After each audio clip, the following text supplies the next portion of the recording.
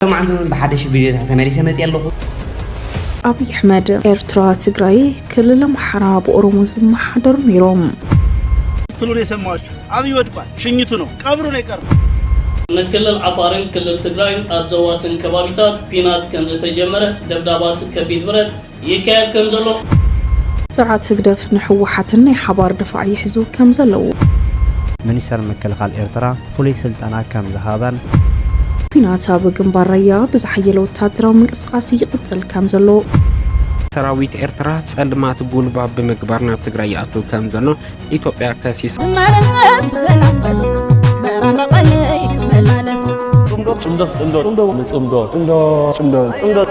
تقول لنا قرأتنا به هاي لفنا ندلنا كل التحوات هزوكينا ما فلي لي ودو صمدو كويتا صمدو قدم انت إذا أكون كم حديث تقرم انت تبأسنا نعرق صبغ تسرحنا خان مرق نتزس قرنا تريد سقم كل تخون كاس كم حدا قلصن لام تازي ناي ويناي كي مسلكاتكم ناي بركت بركت بركت بركت بركت بركت ولا سب سلام تاي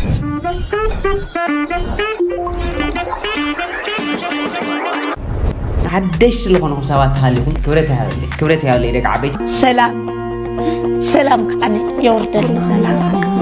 أوني حنم بعلمه سلام يوردن هاجرنا سلام انتقينا علم بعلمه نحنا نقصن من أسيء قصن عديتا نقصن أبوتا تقصن إزقابير أملاق بعلمه محرته وردن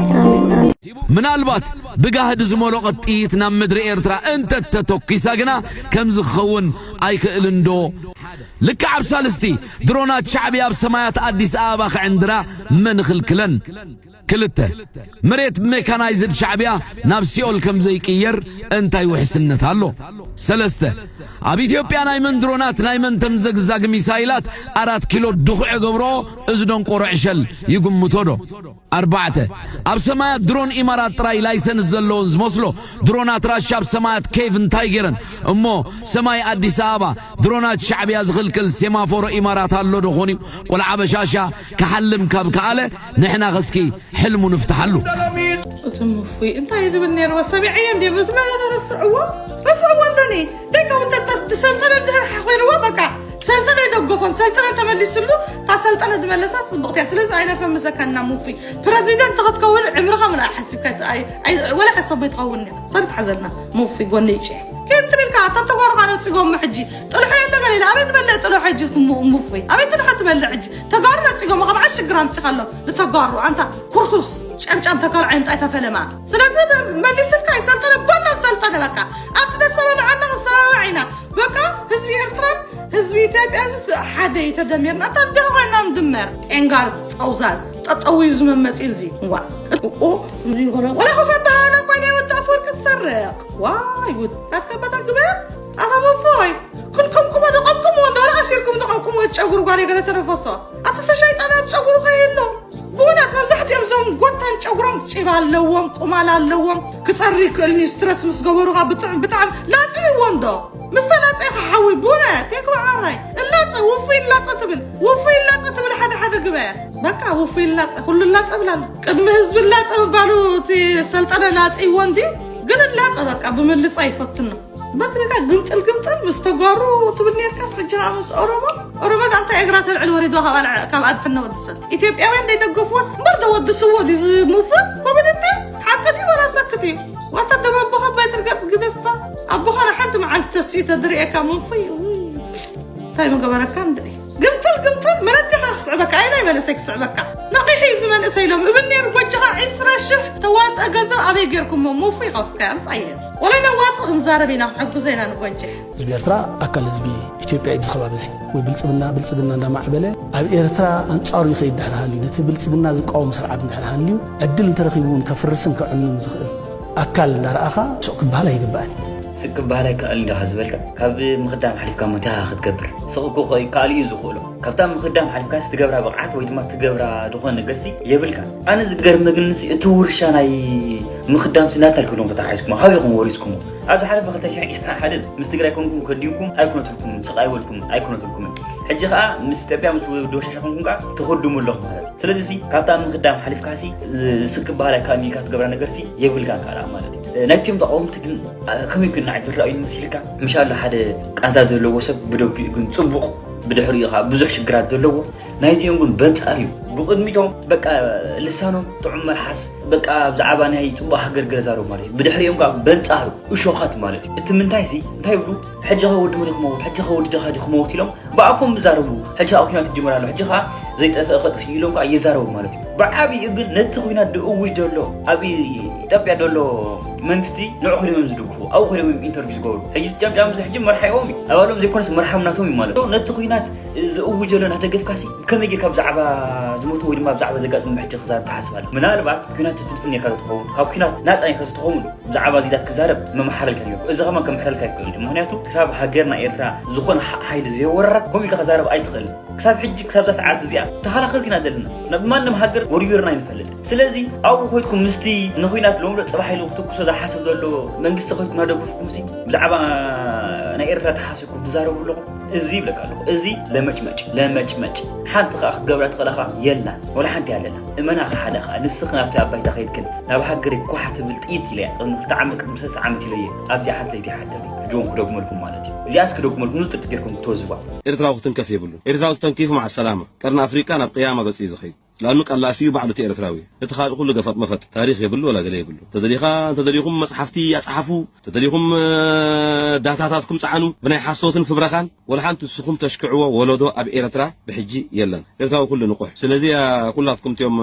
كالستاتنا يا مالليت هاجر دلينا هاجر الله الناس تفقدوا قال ما لكم تزاربوا زلكم نخالكم بالوزي تفليتكم يخم كان سراح دلي ولا بتني بابا ابزقت كايو بزعبه عنو حد خافدو بزعبه زخونه نجر كاو زعب يلا سلازس انا سي يوم بسقات راح اسولو زيكون حواتيسي كل حزب يحوي ولا ابدق زركبو تليفون مورالن فقرن زربنا طعمي كمسكنون يدلي لبي مالتي سقا عزيات مالتي ناي بابا غداي صعنا صحتنا اتن حجتيلنا قال نرسعنا قال خسا نقبينا جنرال ግን ሁሉም ካብልብ ግራቲቱድ ከብሰሐሎም ይደሊ ኣብ ርእሲኡ ከዓ ብናተይ ስጋ ሕጂ ማለት እየ ኣብ ቆልዓ ኣይታ ክተሽሕን ሰለስተና መባእታ ቤት ትምህርቲ 4 ስመራ ናይ ኩሉ ናይ 10 ዓመት ዝኸደ ጉዕዞ ድሕሪውን ጸዲም ነይሩ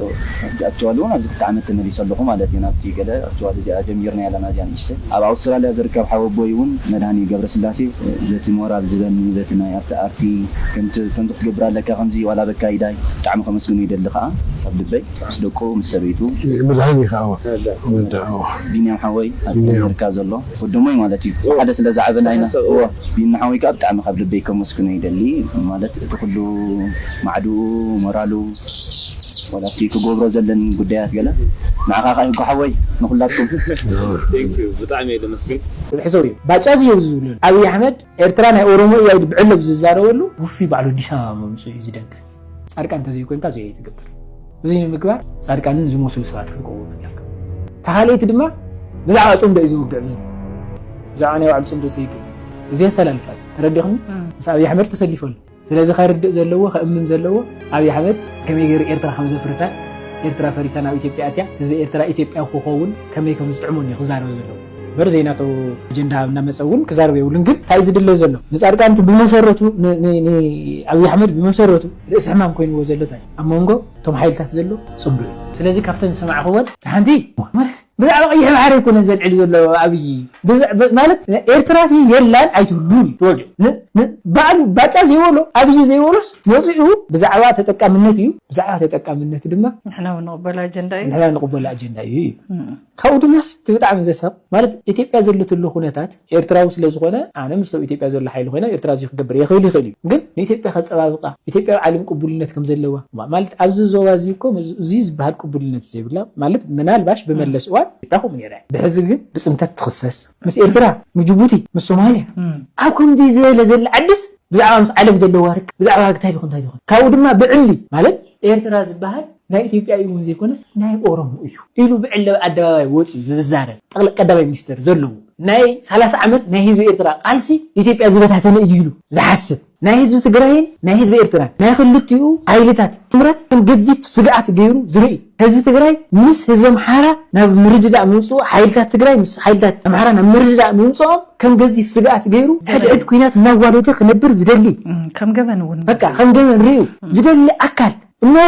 ውሽጡ ውስጡን ዘይኮነ ኣብ ኣደባባይ ወፂኡ ዝዛረብ ኤርትራ ኣይህሉን ኢሉ ዝዛረብ ማለት ምንስስ አለ ይድልዩ በቃ እወ ንሕና ኤርትራውያን በቃ ኢትዮጵያውያን ኢና ምስ ኣብይ ኮይና ኤርትራ ዝበሃል ክነፍርስና ኢልካ እዩ ዝምፃእ ንብሎም ኣለና ሓቀይቶም ተጋ ምስ ኣብይ ኮይንኩም ዝተድሕልዎ ብሄር የለን ምስ ኣብይ ኮይንኩም ዝተመልስዎ ግዝኣት የለን ምስ ኣብይ ኮይንኩም ዝተዕቅዎ ስልጣን እውን የለን ባይዘወ ዝዕቅዎ ሃፍቲ እውን የለን ናብ ሕድሕድ ኩናትን ናብ ምትረማስን ናብ ዘይንወፆ ፀገመና ክንኣቱ ስለዚ እንተኽኢሉ ትግራዋይ ካብ ከምዚ ዝመሰለ ኣጀንዳ ክወፅ ኣለዎ ናይ ኣብይ መሳርሒ ክኾን የብሉ እዚ ማለት እኮ ፖስት ኣብይ ኩሎም ጽቡቃት ማለት ይኮን ተደጋጋሙን ንልዕሊ ድሕሪ ኣብይ ዘሎ ኩነታት ከም እዩ ክፍታሕ ኤርትራ ትግራይ ክልል ኣምሓራ በኦሮሞ ዝመሓደሩ ነይሮም ኣብ ትግራይ ሕዝውን እንትኾነ ቋንቋ ኦሮምኛ ዝዛረብ ሕቶ መንነት ዘለዎ ህዝብ ኣለዎ ዝብል ሓዱሽ ቃለ መሕተት ቀዳማይ ሚኒስትር ኣብይ ኣሕመድ ነቲ ግብረ መልሲ ኣብይ ኣሕመድ ብዝምልከት ድማ ብላዕለዎት ሓለፍቲ ዝተወሃበ ምላሽ እንታይ እዩ ህዝቢ ኦሮሞ ነቱ ብኣቦታቱ ብረሃፁን ብደሙን بعضمون زهانة وحجر كتفا أي خلن يوم حتى مجنت علون كل على أي خلن بموبايل أوروميا كل الكوين أخذ كتلمبر حتى هاجر نتكل عليه بلون زبلك أجمع من استرم أبي أحمد أوروميا كل الأكاليتو بأياز بالجلد قبل ملسيو هيبوم برجت عدي سابار اسختما كل الأوروميا كتكون اللوازب الحتى دعنبر كان جنت علينا زبل جرحوت حنجيت وذكر آخر بوليتيكيا زي بالله كل أوروميا أكاليتو بأنبر أي تجنت على زبل قبل ملسي نمتهيك وابد اللي زبل حتون فتير لهم حتو هاجرنت بترجاجامي بملعل أبزل الله أب بوليتيكا إثيوبيان نوحيوان كزور زت أنحم أب تجري زلوا مرحنتك إرمعمتات عبيلون زقربوز نبر مسألة عرسو سنن كالوت أيفال سخاتكم أكل إثيوبيا يكونكم من أي تجنت ألون زبل ملاش أي توهبوا من كوراس كتجنت ألو تدليهم تمن جدي كل يزبل الله ملاش سواهي ويو بفلايد ما أب كينات وان تجري أب إثيوبيا زركب بهير سب ቋንቋታት ባይመል ኸዝብል ተቀዳማይ ሚኒስተር ኣብቲ ቋንቋ ኦሮምኛ ዝሃቡቅ ዓለ ምሕተት ሰፊሕ ርእስታት ይዋልዕሉም ዕላማት ዓለ ምሕተት መሪሕነት ኦሮሞ ኣብ ስርዓት ብልጽግና ዘለዎ ልዑል ግደ ብኣወንታ ዝረአ ምዃኑ ህዝቢ ኦሮሞ ነቲ ስርዓት ብልጽግና ምድጋፍን ተቐፂሉ ኣብ ኢትዮጵያ ዘለዋ ክልላት ኩለን ድማ በቲ ሓይሊ ጸብለልተን ዝዛይድ ምዃኑ ዝሕብር ዓለ ምሕተት ቀዳማይ ሚኒስተር ኣብይ ኣሕመድ እንታይ ኢሎም عود كن عتر أي كألنا مخنياتهم طلعتنا كسرحنا أي كألون تمالت قليسنا لمون نقال سالنا قالسنا محيال دمات انكورز هنا محزنة وسانا يوم مسمن كنا محاسب الكن زاسمر لنا تبو مخانو سكلت اتقدم من السر أبي أحمد أبقى السؤرمو تعبي بدهوز هنا عود زحرمو مرحن مركاب يوم تعبي حسابا بلوت التحساس بان حيزو زمت مريحنة يلن بموبايل دمام أب ملا كل الأرمو كم حدر سخيل أكال يلن كبليوز قلت قدم من السر أبي أحمد أب حد قال محتاتو زسندوان قالت سلوان تغنا وتقدم من السر قلالز سيأتون زيرقات انقزات إثيوبيا يلن نقدمي منستر أبي أحمد معدات اللي وزي متى أكلون يلن تجرين إرتران نستل على اللو زيك على محتاج هب تجري حزبون انتخنا زلوهم أكلات هب تجري انتخنا حزبون زلو أكلات بأنقى أروميا نتزاربو أرومو إناس بلو نايمن النتحتو زلوهم أكلات هلو زبل نبوزحات سكرما زربا كأدب منستر أبي أحمد ونزرار بخينيو كاتيلوم أب إرترا بارنتو تبهال كتم على سيامة ختما كبيز متأيون تيلنا ناي تاريخ مزاقب تمرأي كألم أب إرترا زلوا كتماتات بأوروميا زتوعيان أب تجري أخصم بقولن تخيرنا بأوروميا أنقوا زتوعو أسمات هلوم أوروميا زي أتوا كل الكون حجر يلان أب تاريخ كند حزب أورومو استقلسة إثيوبيا وغاز خفل حيليلن بموبايل دماب وأنق أوروميا بشت حزب أورومو وعيرس نخفت رزخلك على محتاجك أدماي منستر أبي أحمد حزب أورومو عمتات مرحس إنو تانيحو نزل مستخال دما بلتقنا سؤاي مرت أنكبليو وزا السماع أبي إثيوبيا زركابا بهر سبت أنقواتاتي ملخ يزبل تقدم منستر أبتبو أنق أوروميا زحبوك على محتاتم ሰፋሕቲ ርእስታት ይልዕሉ ኣብ ትግራይ ቋንቋ ኦሮምኛ ዝዛረቡ መንነትና ኦሮሞ ኢና ኢሎም ዝኣምኑ ኣለዉ ኣብ ኤርትራ እውን እንትኾነ ኣኽሱም ምርኣይ ከኣል ኣብ ኣኽሱም ዘለዋ ቦታታት እውን ኣስማተን ኦሮምኛ እዩ ክብል እዩ ዝስማዕ ብኩሉ ሸነኽ ዕጥቃዊ ኩንፅታት በርቲዕዋ ዘሎ ኢትዮጵያ ብዝለዓለ ዕቤት ከም ዘላ ዝገለጸት ቀዳማይ ሚኒስተር ዓለም ትዕዘቦ ዘሎ ዓብይ ለውጢ ኣምፂና ኣለና ክብል እዩ ዝስማዕ ቀዳማይ ሚኒስተር ኣብይ ኣሕመድ ዝሃቦ ቃለ መሕተት ስዒቡ ንትግራይ ሆራይዘን ሓሳቦም ዘካፈሉ ላሕለዎት ኣመራርሓ ከም ዘብልዎ ድማ ስርዓት ብልጽግና ካብ ናይ ለውጢ ግዜ ዝተባሃለሉ ሰዓት ጀሚሩ ኢትዮጵያዊነት ወልፊ እዩ ካብ ዝብል ቅዋሙ ኣትሒዙ ኦሮሞ ተረኛ እዩ ዝብላ ካይዳ ይርአየሉ ብልጽግና የኦሮሞ ተረኛ መንግስት ነኝ ብምባል ድማ መሰረቱ ኣብ ክልል ኦሮሞ ንምግባር ዝንቀሳቀስ ዘሎ እንትብሉ ነዚ ከም ኣብነት ዝጠቕስዎ ድማ ኣብ ሸዋ ኦሮሞ ዝበዝሑ ናይ ሸዋ ኦሮሞ ኤሊት ኣብ ዙርያ ብልጽግና ይእከበሉ ኣብ ጅማ እውን እንትኾነ ኦሮሞ ናይ ቀዳማይ ሚኒስተር ትውልድ ዓዲ ብምዃኑ ብዓብዩ ንብልጽግና ዝድግፍ ሓይሊ እዩ ደቡብ ኢትዮጵያ መብዛሕትኡ ማሕበረሰብ ተኸታሊ እምነት ፕሮቴስታንት ብምዃኑ ኣብ ሃዲያን ካልኦት ከባቢታት ደቡብ ኢትዮጵያ ንዝርከቡ ንቀዳማይ ሚኒስተር ፕሮቴስታንት ብምዃኑ ስለዝኣምኑ እቲ ውድብ እውን ብወንጌላውያን ብልጽግና ይምራሕ ከም ዘሎ ዝኣምኑ ይድግፍዎ እዮም ዝብሉ ኣካላት እቲ ካልእ ድማ ንብልጽግና ድጋፍ ኣለዎ ዝተባሃለ ሓይሊ ኣብ ክልል ኣምሓራ ደቡብ ወሎ ዞን ዘሎ ሓይሊ እንትኸውን ብቐንዱ እውን ኣስላም ኣብ ከባቢታት ደሴ ኮምቦልቻን ከሚሴን እዞም ንጉጅለታት ንፋኖም ምስ ክርስትና ብምትሓዝ ይፈርሑ ድማ ንብልጽግና ዝድግፉን ኣለዉ እቲ ካልእ ግዛት ትግራይ ብሓይሊ ብሒቱ ዘሎ ሓይሊ ኣምሓራ እንትኸውን ኣብዚ ዘሎ ህዝቢ ድማ ኣብ እዋን ብልጽግና ብተዘማዲ ነብሱ ብናፃ ከመሓድር ከም ዝኽእል ብዝተፈላለዩ መንገድታት ክገልጽ ዝጸንሐ እንትኸውን ግዛት ትግራይ ንምውናን ድማ ካብ ሕወሓት ስጋት ኣብ ዝወደቐሉ ሰዓት እውን መንቅስቓስ ብልጽግና ኣዝዩ ዝድግፍ ሓይሊ እዩ ካልእ ኣብ ክልል ሶማል ዘሎ ሓይሊ እቲ ዞባ ፕሬዚደንት ተዘማዲ ምርግጋዕን ልምዓት ከምፅእ ስለ ዝፈተነ ብዘይካ ዝተወሰኑ ብሄራት ዝበዝሕ መንቅስቓስ ብልጽግና ዝድግፍ ዘሎ ብምዃኑ ኣብ ክልል ኦሮሚያ ኣርሲ ሓረርጌ ባሌን ኣብ ከባቢታት ዝበዝሑ እስላም ዝኾኑ ኦሮሞ ኣብ ዝሓለፈ ሕሉፍ ዱልዱል ህዝባዊ መደበር ዘለዎም ብምዃኑ እቲ ስርዓት እናሰፍሐ ክኸይድ ዝሕግዝ እዩ ይብሉ ንትግራይ ሆራይዘን እቲ እንኩ ነቲ ስርዓት ዝፈታተን ተባሂሉ ዝግመተሉ ኣብ ትግራይ ዘሎ ሓይሊ ቅድሚ ምስቲ ዘሎ ፖለቲካ ንኽልተ ምግምምዑ ዳርጋ 80 ሚእታዊ ዝኸውን ኣብ ትግራይ ዝነበረ ሓይሊ ኣንጻር እቲ ስርዓት ብልጽግና ዝነበረ እንትኸውን ኣካል ኢትዮጵያ ኮይና ብልጽግና ብዕልን ምእታው ከም ማሕደራ ዘይከኣለት ክልል ትግራይ እውን ጥራሕ እያ ኣሰራርባ ቃለ መሕተት ቀዳማይ ሚኒስተር ኣብ ቀዳማይ ክፋል ሰፋሕቲ ኣጀንዳታት ዝተለዓለሉ ብምዃኑ ተንተንቲ ፖለቲካ እውን ዘሎ ኩነታት ፖለቲካ ብሄራውያን ሃይማኖታዊ ኣሰላልፋታት ዝኽተል ዘሎ ህሉ ፖለቲካዊ መስመር ሓላይ መንግስቲ ኦሮሞ ነቲ ሃገር ብዝተረጋግዐ መንገዲ ክመርሓ ከም ዘይከኣለን ንኩሎም ኣህዛብ ኢትዮጵያ ድማ ሰዓብቲ ሃይማኖት ብዜግነት ማዕርነት ዘይሕዙ ስርዓት ሕብረተሰብ ነቲ ሕዚ ዘሎ ኩናት ሕድሕድ ኣጋዲዱ ዝያዳ ደም ምፍሳስ ጥራሕ ክፈጥር ክእል ዝብል ስጋት እናቕረቡን ዝርከቡ እዮም እዞም ብቐጥታ ምስታ ዘይወግሓላ ሃገር ኢትዮጵያ ዝተተሓዘ ኮይኑ ዕሸል መራሒ ኢትዮጵያ ኣብይ ኣሕመድ ብቋንቋ ኦሮሞ ሰፊሕ ቃለ መሕተት ከም ዘካየደ ኣብዚ ዝሓለፈ መዓልታት ኣብ ዜናታት ናባኹም ኣቕሪብና ነርና እዚ ዕሸል መራሒ ሕሉፍ ተሓሊፎ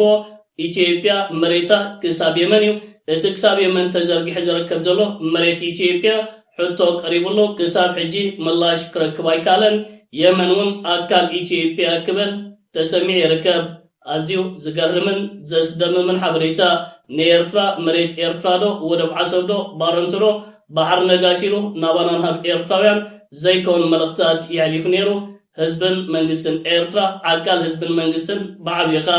ለባም መሪሕነት ስለ ዘለና ነቲ ብልጽግና ዘሳውሮ ከምዚ ዓይነት ጌጋ ፕሮፓጋንዳን ንሓዊ ፆታታትን ብልዙብ መልክዕና ክንሕዞ ክኢልና ኣብ የመን ዝርከቡ ዕጡቋት ሓይልታት ግን ንከምዚ ዓይነት ስርዓት ብልጽግና ዘካይዶ ፕሮፓጋንዳ ተፃዋርነት ዝበሃል የብሎምን ዕጡቕ ሕትነ የመን ነዚ ጉዳይ እንተዳ በፂሕዎን ነዚ ጉዳይ እንተዳ ፈሊጥዎን ናብ ኣዲስ ኣበባን 4 ኪሎን ሚሳይላትን ድሮናትን ክውርወር ዘፀግሞ ይኮነን ናይዚ ዕሸል መራሒ ጉዳይ ግን ብዘገርም መልክዑ ሕጂ እውን እቲ ድራማታት ይቕፅል ኣሎ ኤርትራ ሶማል ጅቡቲ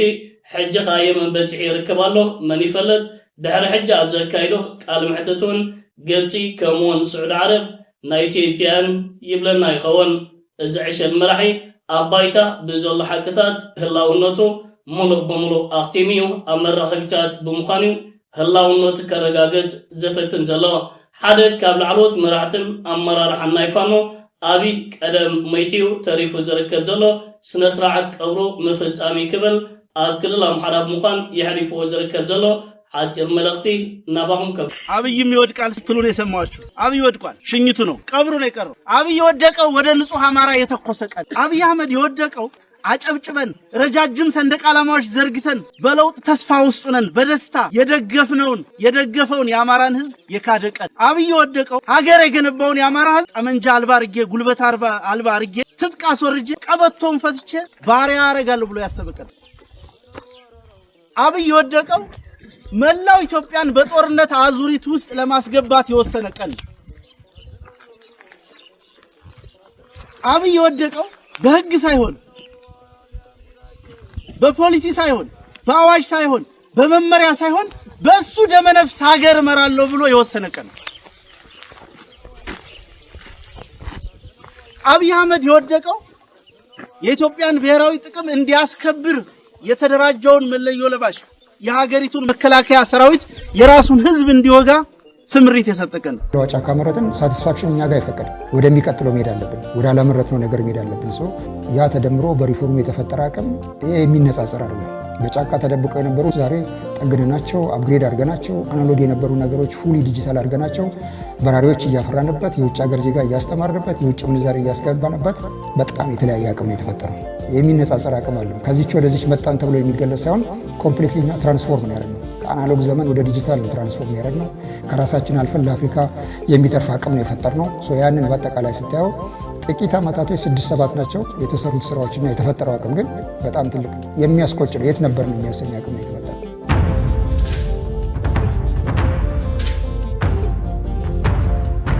አምናና ዘንድሮ በጣም የተለያየ አቅም ላይ ያለን በጣም የማድረግ አቅማችን ጨምሯል። 2-3 ደጋግሞ እንዲያስቡ ያደርጋል። ቀጠናው ተርቡለንት ነው። እንታይ ክልተ ግዜ ሰለስተ ግዜ ኣብቲ ከባቢናትና ቀጠና ዘለውስ ክሓስቡ ይግባእ። ክልተ ሰለስተ ግዜ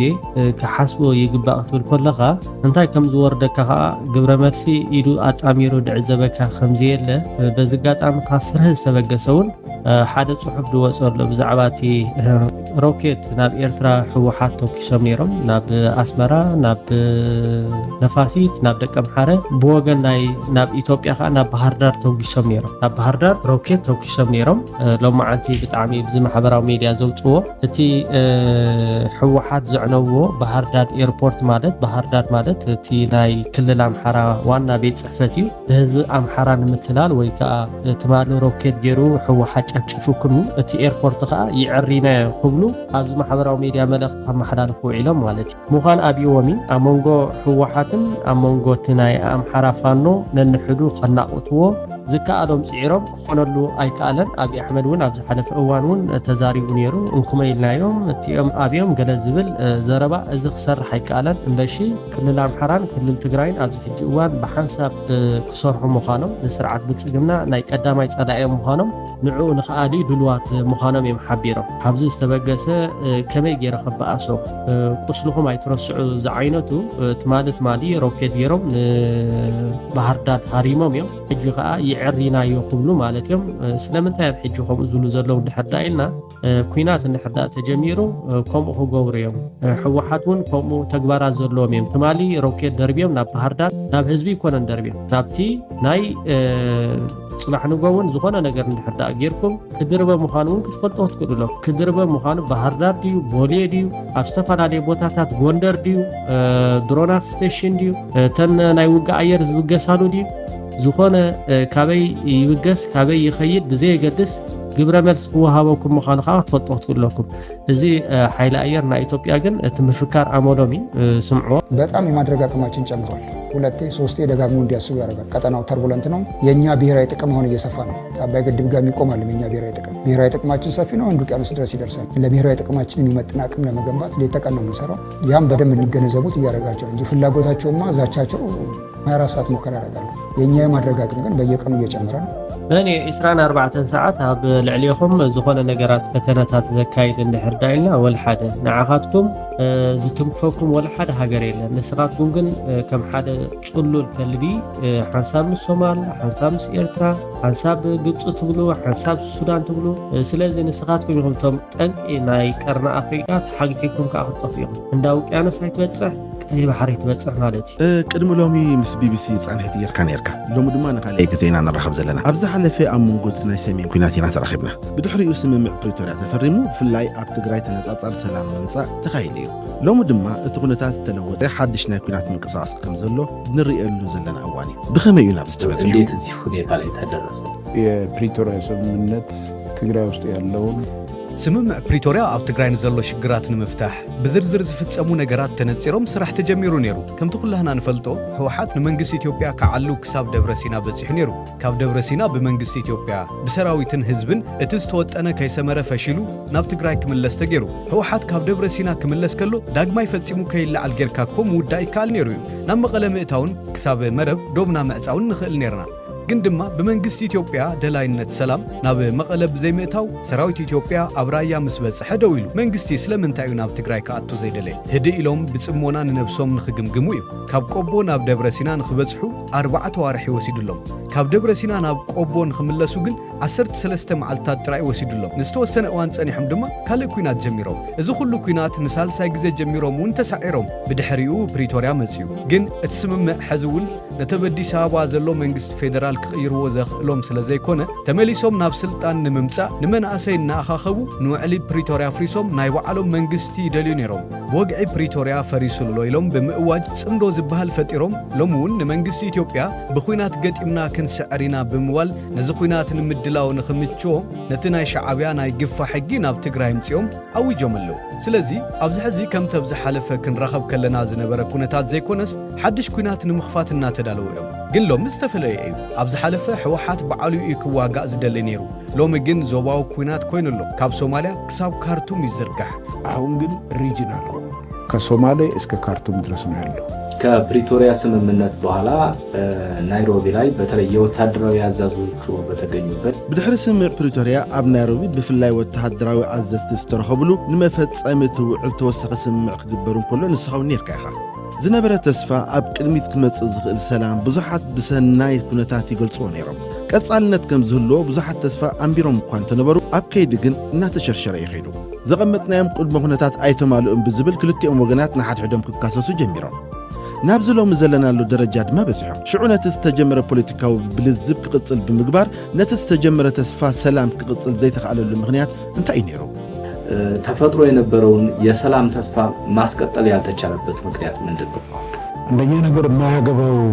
አካል በዚህ ጉዳይ ላይ ስለገባ ነው። ቀዳማይ ምክንያት ዘይምልከቶ አካል ናብቲ ጉዳይ ስለዝኣተወ እዩ መን እቲ ዘይምልከቶ ኢልና ክነሓትት ንኽእል ኢና ኣብ ሕወሓት ቀንደኛታት ኣለዉ እዚኦም ሰላም ኣይደልዩን ብዝኾነ መልክዑ ሰላም ኣይደልዩን ሰላም እንተሃልዩ እዞም ሰባት ናብ ቅድሚ ሕጊ ክቐርቡ እዮም ስለዚ ንፖለቲካ እናዘረጉ ኣብዚ ኩነታት እዮም ንነብሶም ዝሓቡ ንኣብነት ክነግረካ መስርሕ ምፍታሕ ዕጥቅን ዳግመ ምጥያስን ነይሩ በዚ መስርሕ ዝተፋነው ሰባት 15 ወይ 20,000 ይመልኡን ካልኣይ ድማ ከበድ ተጽዋር ከረክቦ ኣለዎም ተባሂሉ ነይሩ ኣይረከቡን ዝተበላሸው እዮም ረኪቦም ሎሚ ብቴሌቪዥን እውን ንሪኦ ከም ዘለና ሓቢኦም ጸኒሖም ታንክን ጸረ ነፈርትን የርእዩን ኣለዉ ሓቀይ ስለዚ ሕወሓት ኣጽዋር ኣይረከበ ስለዚ ቲፒኤልኤፍ መሳርያውንም አላስረከበም ያንን ግን አምባሳደር ሂደቱ ላይ እዚ ግን አምባሳደር ኣብቲ እዋን መስርሕ ሕቶ ምልዓላይ ምትኽኣል እንዶ ነይሩ እንታይ ሕቶ ንኣብነት ቶም ኣጽዋር ካብ ሰራዊት ምክልኻል ሃገር ዝረኸብዎም እዮም ነይሮም ዓይነት ቶም ኣጽዋር ይፍለጡ እዮም ከምኡ ኢለ ሓስብ ስለዚ ነዚኦም ኢና ክነረክብ ክብሉ እንከለዉ ኣይፋል ከምዚኦም ዝበሉ ኣጽዋር እውን ኣለዉ ኢልካ ምሕታት ኣይምትኽኣል እንዶ አሉ ብሎ መጠየቅ አይቻልም ነበር ሎክ መጠየቅ ብቻ አይደለም ማስገደድም ይቻል ነበር ነገር ግን ምንድነው መሰለ ምሕታት ጥራይ ዘይኮነስ ምግዳድ እውን ይካል ነይሩ ነገር ግን ኣለና ኢሎም ዘረከቡ ኣጽዋር ሕብረት ኣፍሪቃ ብኬንያው ጀነራል ዝምራሕ ተዓዛቢ ጉጅለ ጣይሹ ናብቲ ቦታ ዋፊሩ እዩ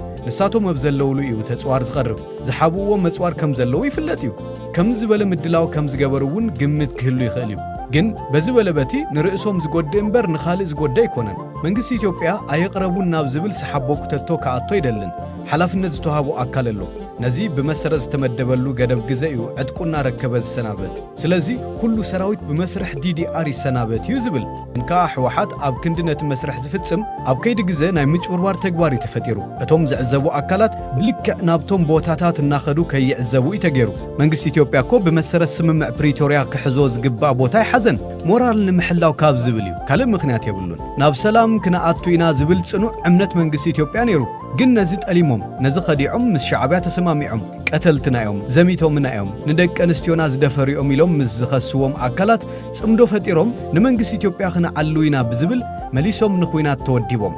ስለዚ ስምምዕ ፕሪቶሪያ እኳ ደኣ መንግስቲ ኢትዮጵያ ክሕዞ ዝግባእ ቦታ ገዲፉ ንዓቶም ዕድል ዝሃበ ዝተፈናቐሉ ናብ ቦታኦም ንኽምለሱ ናብ ህዝቢ መግቢ ዝለኣኸ ንሳቶም ንኣቶ ጌታቸው ረዳ ምስ ሰጎጉ ሕራይ መን ይኹን ተባሂሉ ነታደሰ ወረደ ኣብቲ ቦታ ኮፍ ኣቢሉሎም እንድሌታቶም ሓልዩ ጸኒሑ ታደሰ ወረደን ቦታው ላይ አስቀመጠ ፍላጎታቸውን ጠብቆ ይኖር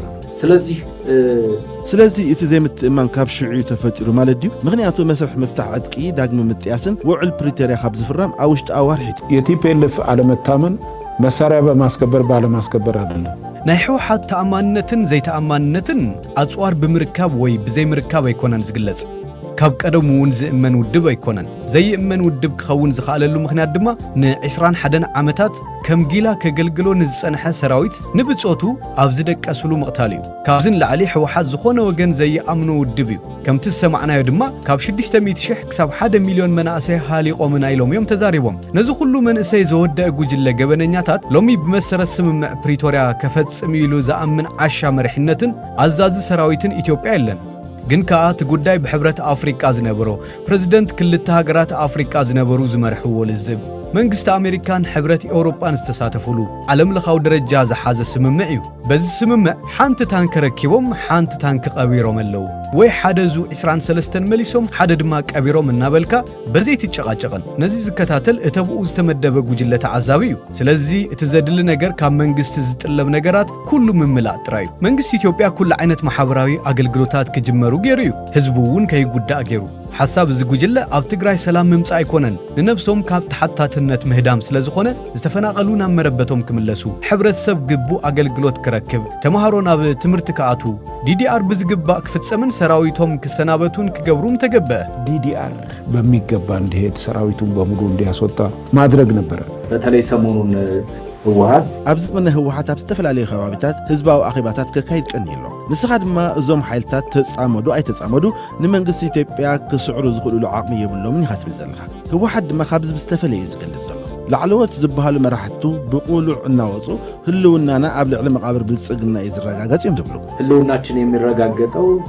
بلسقنا مقابر لاينو يالو የተለያዩ ስብሰባዎችን እያደረገ ነው ቲፒኤልኤፍ በትግራይ የተለያዩ ስብሰባዎችን ያደርጋል እያልከኝ ነው ህወሓት በስተፈላልዩ ከባብታት አኼባታት የካይደሉ ትብለነለኻ እወ የካይደሉ ግን ኣብቶም አኼባታት እንታይ ኢኻ ትሰምዕ ዘለኻ ንሕወሓት ዝድግፍ ሓሳብ ሰሚዕኻ ኣብታ አኼባ ንዓኻትኩም ንኣረጋን ነፍስ ወደም ንሰብሩ ዓጽሚ የለን ኩናት ይኣኽለና ቅድሚ ሎሚ ዝቆሰልናዮ ገና ይሓወየን ንብዓት ኣዴታት ስዋኣትና ገና ይነቐፀን ውረዱ ክበሃል ኢና ሰሚዕና ኣብ ናይ በዓልቶም አኼባ ማለት እዩ ሓደ ጭቡጥ ዝኾነ ሓቂ ክነግረካ ህወሓት ኣብዚ ሕጂ ድዩ ወይስ ደብረሲና በፂሑ ዝነበረሉ እዋን እዩ ዝበለፀ ዓቕሚ ዝነበሮ ሎሚ ድዩ ሓይሊ ዘለዎ ወይስ ሽዑ ክሓተካ ድሓን ኣነ ክነግረካ ህወሓት ዝሓሸ ዓቕሚ ዝነበሮ ናብ ደብረሲና ዝበፅሐሉ እዋን እዩ ሽዑ ናይ እዚ ሰሜን ዕድቂ ረኺቡ ነይሩ ሰራዊት ኢትዮጵያ ካብ ሽዑ ኣውፂናዮም ኢሉ ፈኪሩ እዩ ንህዝቢ ኣብ ጎኖ ሰሊፉን ኣጽዋር ረኺቡን ነይሩ ዓለማዊ ዲፕሎማሲያዊ ደገፍ ነይሩ ኤውሮጳን ብሓፈሻ ምዕራባውያን ኣብ ጎኖም እዮም ነይሮም በቃ መንግስቲ ኢትዮጵያ ኣብቅዕሉ ተባሂሉ ልክዕ ከም ገበል ተዘርጊሖም ዝነበረሉ እዋን እዩ ሽዑ ጉልበት ነይርዎ ሽዑ ንዝነበሮ ጉልበት ፀራሪጉ ሒዙ ናብ ዝነበረሉ ተመሊሱ ምሕረት ተገይሩሉ እውን ምሳኹም ናብ መቐለ ይንኣትውን እንተደሊና ግን መቐለ ይኹን መረብ ክንኣቱ ንኽእል ኢና እስኪ ህድእ በሉ ሰብ ወዲእኹም ኣለኹም ተባሂሎም ህወሓት ሎሚ ዘለዎ ሓይሊ ከምቲ ሽዑ ኣይኮነን ኣብቲ ሽዑ ከምቲ ዝበሃል 270,000 ነይርዎም ክኸውን ይኽእል ሎሚ ግን 30,000 እውን የብሉን ሎሚ እኮ ህዝቢ ይድግፎን ነገር ግን ምንጭ ገንዘቦም ግብፅ እያ መንግስቲ ግብፅ እዩ ምንጮም የግብፅ መንግስት ነው የገንዘብ ምንጫቸው የግብፅ ስም ስም ግብፂ በተደጋጋሚ ይዝልዓል ዘሎ ነዚ በከመይ እዩ ክረጋገጽ ካል ይቻላል? እኔ ከቢቢሲ የዚህ አይነት ጥያቄ መጠየቄ በጣም ገርሞኛል። ከቢቢሲ ከምዝ በለ ሕቶ ክቀርበለ ይግሪሙለ የለ ምክንያቱ ልዕሌኹም ሓበሬታ ዘለዎ የለን እንተረሲዕኹም ወግን ከዘኻኽረኩም ኣብዋን መንግስቲ ሙርሲ ብቕሉዕ ኣብ ኣደባባይ ንኢትዮጵያ ከመይ ክነጥፋ ዝብል ብቐጥታ ኢና ሰሚዕናዮ ብዘይካዚ ንኢትዮጵያን ግብፅን እንታይ ከም ዘሰሓበን ትፈልጥ ኢኻ ሳልሳይ ድማ ኢሳያስ በአንደበቱ ግብፅ ትሕግዘና ዝነበረት ኤርትራ ናጽነታ ኣዊጃ መንግስቲ ክትቀውም ዘይኮነስ ኢትዮጵያ ቀሳነት ከይትረክብ ንምግባር እዩ ክብል ተዛሪቡ ግብፂ ኣብ ኢትዮጵያ ንዘለዎ ሓይልታት ንሕወሓት ከምኡን ሰራዊት ሓርነት ኦሮሞ ትድግፍ እያ ሚድያታት ግብፂ ብቕሉዕ ነዚኦም ዝዛረቡ ንምንታይ ዳ እዮም ናብ ኤርትራ እናተመላለሱ እዚ ክንሰርሕ ኢና ዝብሉ ዘለዉ ንምንታይ እዩ እዚ መዓልታዊ ዝዛረብዎን ዝገብርዎን እዩ ሕጂ ድማ ብስም ዓቃብ ሰላም ናብ ሶማልያ ከኣቱ ደልዮም ስለምንታይ ሎሚ ናብ ሶማልያ ከኣቱ ደልዮም ኣብ 1990 ተበታቲና ክሳብ ሎሚ ኣይጠመትዋን ጸኒሖም ሎሚ ግድብ ህዳሰ ምስተሃነጸ ናብ ሶማልያ ሰላም ንምኽባር ክነኣቱ ኢና ኢልካ ምጉያይ እንታይ ምጾ እቲ ምኽንያት እንታይ እዩ እዚ ካብ ከማኹም ዝበለ ጋዜጠኛ ጸለመ እዩ ዝብል ሕቶ ዘንቅል ኣይኮነን ብፕረዝደንቶም ኣብ ቅድሚ ባይቶኦም ዝሰማዕናዮ እዩ ብቕሉዕ እውን ንፈልጦ ብሕወሓት ኣቢሎም እውን ከምኡ ኢትዮጵያ ላለፉት 2-3 ዓመታት ኢትዮጵያን ዝሓለፈ 3 ዓመታት ሕቶ ኣፍ ደገ ባሕሪ ትልዕላላ እቲ ብዚ እዋን ዘሎ ምስሓብ ግን ምስቲ ኣብ ባሕሪ ተቐርቦ ዘላ ሕቶ ተወሳኺ ጸቕጥ ዶ ይፈጥርን ጫና አይፈጥርም የኤርትራ መንግስት ኤርትራ ነቲ ከጥፎ ዝደልዩ ሕወሓት ወይ ተመን ንምንታይ እዩ ጅቡኡ ክሕዞ ዝደሊ ዘሎ ንምንታይ እዩ ምስ ሕወሓት ጽምዶ መሪጹ ንሕወሓት ስለ ዝፈትዎ ይኮነን ሕወሓት ዝደለኽዎ ነገር ከፈጽመለ ኢሎ ይኮነን ዝደለዮ ነገር ክገብረሉ እንተዘይኪሉ ንሕወሓት በዓሉ ይከጥፎ ንምንታይ ዳ ምስ ሕወሓት ከም ዝኾይኑ መንግስቲ ኢትዮጵያ ኣፍ ደገ ባሕሪ የድልየኒ ኢሉ ኣሎ ነዚ ብሰላማውን ዲፕሎማሲያዊ መንገድን ተዘይረኺብዎ ናብ ኩናት ምእታው ስለ ዘይተርፍ ነቲ ኩናት ድማ ብትግራይ ኣቢሉ እዩ ናብ ኤርትራ ዘምጾ ናጻ ቀጠና ክህሉ እታ ኩዕሶ ኣብኡ ተሪፋ ኣብኡ ውሽጦም ይዋግኡ ብዝብል እዩ ንትግራይ ሓሊፉ ኢና ባና ዝመጽእ ስለዚ ኣብ ትግራይ ዝህሉ ኩናት ክሳብ ዝውዳእ ንሕና ድማ ንዳሎ ኢና ዝተዳኸመ ወታደር ኢና ባና ክመጽእ ክንከላኸሎ ንኽእል ኢና ዝብል ናይ ዓያሹ ቅማረ እዩ ድሌቱ እቲ ኩናት ኣብ ትግራይ ክካየድ እዩ ብርግጽ ሕወሓት ኩናት እንተመሪጹ እቲ ውግእ ኣብ ትግራይ ክካየድ ስለዚ ጉዳይ ዓሰብ ብጉልበት ዝመጽእ ኣይኮነን ዝኾነ ዓለማዊ ማሕበረሰብ እውን ዝኣምነሉ እዩ የአሰብ ጉዳይ በጉልበት የሚመጣ አይደለም ማንኛውም ኢንተርናሽናል ኮሚኒቲ የሚያምነው ነው አሁን የአባይንም ጉዳይ ንጉዳይ አባይን ዓሰብን ስለዘልዓልና ዘባዊ ይክብሃል እንከሎ ብኸመይ ይስክለጽ በፊትም ውስጣዊ ይሁን እንጂ ቀጠናዊ ነው ካብ ቀደሙ ውሽጣዊ ይኹን እምበር ዞባዊ እዩ ስፍሓቱ ከም ቀደም ኣይኮነን እቲ ዝሓለፈ ንኤርትራን ኢትዮጵያን ጥራይ ዘሳተፈ ነይሩ ኣብ ትግራይ ዝተወልዐ ኩናት ንኢትዮጵያን ኤርትራን ዘሳቲፉ እዩ ብርግጽ ኣብቲ ሽዑ መንግስቲ ሱዳን እውን ተሳቲፉ ነይሩ ብኸመይ ተዋሲዩ ንሕና ምስ ሕወሓት ኣብ ኩናት እናሃለወ እዩ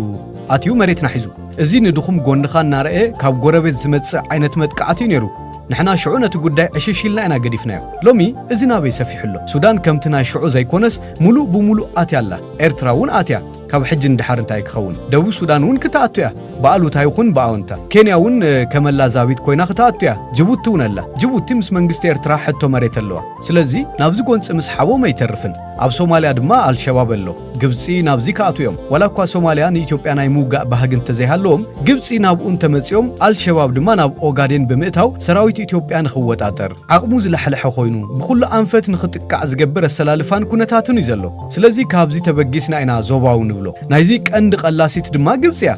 ነዚ ዝኾነ ኣካል እዩ ዝፈልጦ ካልእ ዞባዊ ዘብሎ ኣብነት ኩናት እንተተወሊዑ ስደት ክህሉ እዩ ናብ ኬንያ ጅቡቲ ደቡብ ሱዳን ወይ ካልኦት ዝስደዱ ክህሉ እዮም ስደት ንገዛእ ርእሱ ኣብ ልዕሊ መንግስታት ዝፈጥሮ ጸቕጠሎ እቲ ኩናት ኣብኦ ይተርፍን ኣብዚ ዝህሉ ኩናት ኣብ ናይ ጎረባብቲ ልምዓት ቱሪዝምን ካልእን ጽዕንቶ ክህልዎ እዩ ሱዳን ንገዛእ ርእሳ ኣብ ኩናት እያ ዘላ እዚ ኩናት እናሃለወ ምስ መንግስቲ ኢትዮጵያ ናብ ካልእ ኩናት እንተተኣትዩ እቲ ኣንጻር ሓይልታት ዳዕመ ሰሪዕ ዝዋጋእ ዘሎ መንግስቲ ክጠፊ እዩ ምክንያቱ ኣንጻር መንግስቲ ኢትዮጵያ ኩናት እንተኸፊቱ መንግስቲ ኢትዮጵያ ዝለዓለ ዓቕሙ ተጠቒሙ ነቲ ኩናት ኣብ ዝሓፀረ እዋን ክዛዝሞ እዩ ዝደሊ ከምቲ ሕሉፍ ዓቕሚ ንኽትውድብ ናብ ድሕሪት እናንሰሓብካ ዝግበር ነገር ይኸውንን እንተተጀሚሩ ኣብ ሓፂር እዋን ወዲእኻ ምኻድ እዩ ሎሚ ቴክኖሎጂ ኣሎ ድፋዕ ሒዝካ ካብ ድፋዕ ናብ ድፋዕ እትዋገአሉ ግዜ ይኮነን ዘሎ ኤርትራ እውን እቲ ኩናት ሓንሳብ እንተተላዒሉ መንግስቲ ኤርትራ ዝበሃለ ይክህሉን እዚ ክፍለጥ ኣለዎ ጂኦግራፊ እውን ክቕየር እዩ መንግስታት እውን ክቕየሩ እዮም ሚኒስተር ምክልኻል ኤርትራ ፍሉይ ስልጠና ከም ዝሃበ ተገሊጹ ኣባላት ሚኒስተር ምክልኻል ኤርትራ ኣብቲ ቤት ጽሕፈት ዋና ኦዲተር ምስ ሚኒስተር ፋይናንስን ሃገራዊ ልምዓትን ብምትሕባር ዝተዳለወ ስልጠና ግቡእ ትምህርቲ ቀሲሞም ከም ዘለዉ ተገሊጹ እቲ ኣብ ክልተ መድረኽ ዝተዋሃበ ስልጠና ካብ ሚኒስተር ምክልኻልን ዝተፈላለያ ትካላት መንግስትን ዝመጹ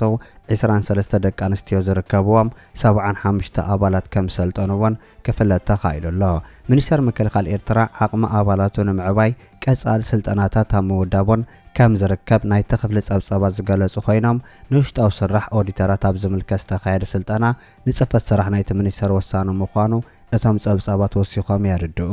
ኣብ ክልል ትግራይ ኣብ ደቡብ ዓፋር ግጭት ከም ዝነበረ ተገሊጹ ኣብ ክልል ትግራይ ትማሊ ኣብ ደቡብ ዓፋር ኣብ መንጎ ሓይልታት ትግራይን ሓይልታት ሓራ መሬትን ግጭት ከም ዝነበረ ምንጭታት ካብ ትግራይ ገሊጾም እቲ ግጭት ኣብ ደቡብ ዓፋር ዝተኻየደ ኮይኑ ዘብጽሖ ጉድኣትን ዕምቆትን ዝምልከት ዝርዝር ሓበሬታ ኣይተገለጸን እዚ ኣብ ቶንሳ ዝተባህለ ከባቢ ዝተኻየደ ግጭት ኣብ መንጎ ሓይልታት ትግራይን ሓይልታት ሓራ መሬት ከም ዝተኻየደ እውን ተገሊጹ ስርዓት ስግደፍን ሕወሓትን ሓባር ድፋዕ ይሕዙ ምህላዎም ዘመላኽት ሓበሬታ ወፂሎም ኩናት ኣብ ግንባር ራያ ብዝሓየለ ወተሃደራዊ ምንቅስቃስ ይቕጽል ኣሎ ኣብ ተጠንቀቕ ከም ዘለው ዝነገረሎም ሓይሊ ትግራይን ኤርትራን ሰፋሕቲ ወተሃደራዊ ምንቅስቃስ ይገብሩ ከም ዘለው ይግለጽ ኣብ ዓይካ ዝጸንሐ ሰራዊት ጉጅለ ህግደፍ ሰራዊት ሕወሓት ኣብ ጎኑ ክኸውን ፍቓድ መሃቡ ሰራዊት ሕወሓት ናብ ዝባን ናይቲ ድፋዓት ብምውፃእ ድማ ድፋዕ እናዓረዩ ምህላዎም ጎና ጎኒ ተቐሚጦም ከም ዘለው ዝገልጽ ሓበሬታ ዝረአ ዘሎ ወተሃደራዊ ምዕባለታት ንዘይተ رف كونتات سنصبر مخاني وسقلازم إذا خمسيلون كلو دما مدلوات كينات هاب جنبار رايا بزحيل وتسادرا ومنقصقاس كازيلون حوحات هاب زرا جنبار رايا بفلاي دما أبعبيات التمرت تاعت مدافع نسو 20 سنة واري تاكل كابزلو نبرت تخابا بزحب روزلون تخانو أب مخان دماتو سخسراويت كم زوا فرد حرمت قاس مدلوات كينات بخلهم حيلتات كم قزلن كم صعبين أب جنقات الشميم كم زلو دما حابريتها زرد يوم مزبست حاز حابريتها دما وتادرا ومريح نتحوحات أدوات حيلتات جنبارات بطقاء ما موبايلن ساتلايتن بطبق زقوطات أرمامرحي أوزيو كم زلوز تقلت أنت خون بموبايل زقبر سفلالو ركبات مستر سراويت وتادرات حابريتها مقلات حدقاس لزأسعب موبايل محاس ملو بملو كم زتعقدا زقلز دبدابينا مرحت سراويت كم سلاخي تفليتهم اتي بدبدابي استوحابت أزاز بزي كافقار زلو متادرا وين حيلتات ما نمتر أبال سراويت مساتلايت تليفون متأثار كقبر كم زي فكرة الوزارة قد أنت خون نزم مرحزي زي غتل زغون يكون أبال سراويت ونصنع وتادراوي دبلوماس هو مقطعتي كم صنع وتادراوي ديسيبليناو مقطعتي كم زوقها يسحبر حبرة أوروبا بقربوان بكل التجراي بستفدر ودرس كفتو بمقلات كلتيوم وقنات ناب سلام كما زوقات أوعيتن تقربا يكون برتزر أزلو كنتات جماوخينات يمتم حلاوي إزأمت زلو بأس مركب حزب مس حزبيت امدوز تسيم استراتيجيكا وتادراو زمدنا مسريتهم أبقو عزوز تنحو كجل هكدفن حوحتن زجمرو وزمدو تادراو زمدو منبارو وتادراو الفنت مسريتهم كم زلو دما بوق عزنة رسالتات ونسركحهم يوم تقدموا معلتات هابيلو استخايدك والعمل اللي وتادراوي زمدو كاب كل التجراي كل ما خدا كبابتات سبعان حوت استخايدن تخون كاب إرتراس مت وتادراوين أساس تكوجل هكدفهم بحو حتى كبابلات تغير لهم أب حدد اسمو علم إن أبتز نبرة متحواس أبلا سراويت كلت يوم حيلتات منبارهم زترخ بحبريتها زرقا قط يوم أبتز أرى تلف بلتقنا كويناتي مت مهلاوز أمت وتادراو متحواس أبلا سراويت كلت يوم حيلتات تحواويسهم سلامتا كلوا وطو بحنصاب كسعسعو كان سترعي دما يفلد قال زي وقعوين يبادو سلسة محاورات تقدف دما تبقول باب ركب حزبي مس حزبي خكاية تتنحم وتادراو الفنتي تروح حبرا وتادراو تلقونا بتفتملو مدرخات بتحي مهلاوي قلت اللوم اتيام محبراو مرخبتات سلو حقتات ون زرقا قط يوم دحرت بخلت يوم حيلتات تخير وتادراو الفنتي زرقا قط نايت امرو ركباتهم درونات منقسي توبيا بكباب الجوبات إيرتران تقراين كزم بيامو علن زقلت حابريتها أتيك في الراح تتنحى وتادراو كونت حيلتات فيدرال تقراي هقدفن فانون درو دمان أبزي ملاس كونتات يساقاقر كمزلو يساقلت نتاب كبابي كمبار شررينا استقبرو وتادراو كونت سعيبو بأتمال علت كونت هنا حدش فيديو حيزوز غربا كادر هقدف زخنا أول سعيد بوغانوم لومي كوينات يلن أيت حفكون بومبال نتامز حلفة كلتا عمتات كدقاق ماضت تتنحى كوينات يلن تبلك على كم زي دمتان ترقم زي مدمت ون أبندات أنقالاي كيدكم فتح وخبل استسمعيو قالاتتي آفنيا هقدف زخنا وهابك على تغينات مجمارو غطس المخانون زرقاقت أيوم نكل العفارين كل التقراين أبزواسن كبابيتات بينات كم تجمره دبدابات كبير برد يكاد كم زلو مرخبيتات ناشرعات بالتقنا أبتابات حيزان يوتالوا بتماساسالي تولدت كل التقراي مسرعات بالتقنا تعاسيبو من تغطيرو من زسرح زلو نزح بريتا أبقاتات فيسبوك بسفيح يزرقحوا اللو سرعات بالتقنا بمعراب تقراي زكايدو فتنتات كعوة الله كالن عبيت كساراتاتيو كغلببن كسكمن كيلو نتا معرب زغاطو مكسراتات بوغن كلل عفار مسكل التግራይ ابزواسن بتماساسالي ابدو تግራይ حيال زخونه وتهدراو منقسقاسات بمكياد سعروتن مدباس ينقساقس كمزلو كاب كلل تግራይ حبريتاتات كوت تصنيحنا لون مراغبتات سرعات بالتقنا تولتي كلل تግራይ مسرعات بالتقنا زتعسبو او تيمون زرقي حمون زركب زلو حتى حبريتا نابخم كبلو ابدنبار تونسا بكبيد برج تدقفه مدكعات تجميرو بانفت رايا ابدنبار تونسا نامريت عفر تعيشو زاتو سراوي تግራይ بكبيد برج تدقفه مدكعات مجمارو تقليتو إذا حبريتاتات بخمس عينة منقديو زوتن زرقحن زلو بوغن سرعات بالتقنان سراويت تግራይን نزقوداج ملكت زخوان يغون زتوهابه واناون زرزراوي مجلسيتات يلن كلتيوم أكلاتن وجناتن بوغن كل العفار كمون مسكل التግራይ أبزواتن كبابتات عدكنات وراتن سراويتن كان كساوس قنيم أبدو تግራይ زلو وطرون لعل زخوان كالوان نابزل على ترزي عرقي ركب سرعات بالتقنا معراب تግራይ عبيت عرتات مستقلببه بدبوب تግራይ نت عرتات كدبسي كبل صادقان قبرتنسه كزارب تسمع نيرو ناي معراب تግራይ كم فعرات توتيريو بدبوب تግራይ زولو جنبار تاجيل وسانوني نابله صادقان تمالك لفلف تسمعو دبوب تግራይ زولو جنبار ناي سرعات بالتقنا انت لا تسيرو ኢትዮጵያ ሙሉ በሙሉ ከምዝ ተፋራቀሸትን ስርዓት ብልጽግና ስዕረታቱ ከእመን መኻኑ ምስተሃገር ቅርበት ዘለዎም ወገናት ትንታነታት ይብላው ናይ ደቡብ ትግራይ ጉዳይ እንታይ ክመስል እዩ ዝቕፅሉ መዓልታትን ቅንያትን ምላሽ ክህቡናዮም ሰራዊት ትግራይ ምስፋኖ ተላፊኑ ሰፋዕቲ ከባቢታትን ከምውን ኣብ ሰፋዕቲ ግንባራትን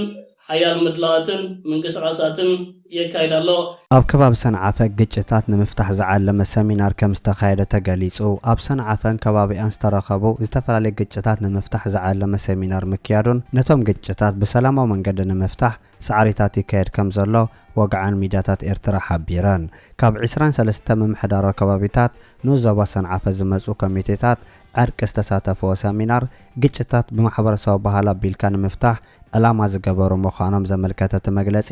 ግጭት ኣብ ክንዲ ብፍርዲ ብዕርቂ ክውዳእ ውሳነ ምዃኑ ኣስሚሩሉ ኣሎ ካብ መደበር ፖሊስ ሰንዓፈ ዝተረኸበ ሓበሬታ ከም ዝገልጾ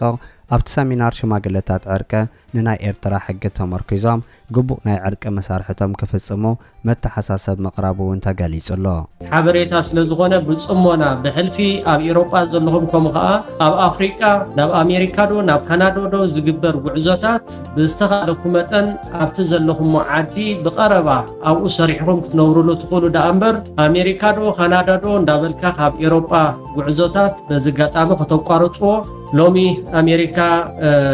ሰብ ገዲፎ ናብ በዓል ኣፍሪቃ ካብ ካናዳ እውን ሰብ ገዲፎ ናብ በዓል ኣፍሪቃ ዝኸደሉ እዋን ግዜን ኢና ዘለና እሞ ብዙሕ ገንዘብ ኣጥፊኹም ወይ ከዓ ሂወትኩም ኣብ ሓደጋ እቲኹም ናብ በዓል ኣሜሪካ ናብ በዓል ካናዳ ተዘይመጻኹም ተመራጺ ይብል ማለት ተዘይመጻኹም ተመራጺ ኣነን በዓለይ ኣብ ካናዳ እየ ዘለኹ ስለዚ እንድሕር ዳኺልኩም ከመይ ጌርኩም ኣብ ኤውሮጳ ገንዘብ ሒዝኩም ናብ ኣፍሪቃ ናብ ኤርትራ ኣብ ዝቐረበ እዋን ከዓ ኢንቨስት ክኽፈት ከዓ ስለዝኾነ ገንዘብካ ሒዝካ ጸኒሕካ ከመይ ጌርካ ናብ ኤርትራ ከምኡውን ኖ ኣነስ ወፍሪ ክገብር ይደሊ እየ ሕጂ ክገብር እንድሕር ዳ ዝበሃል ኮይኑ እውን ናብ በዓል ኣሜሪካ ካናዳ ዝኸፈልካ ከፊልካ እሞ ከዓ 20,000 30,000 40,000 ዶላር ኣብ ካናዳ ኣብ ኣሜሪካ